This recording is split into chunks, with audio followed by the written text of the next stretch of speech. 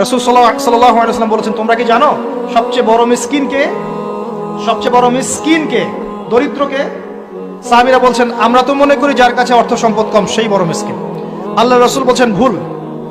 শোনো, সবচেয়ে বড় মিসকিন সেই ব্যক্তি যে ব্যক্তি পরকালে অনেক নেকি নিয়ে উঠবে, নামাজ, রোজা, হজ, যাকাত, উমরা, হজের নেকি, বিশাল বিশাল নেকি।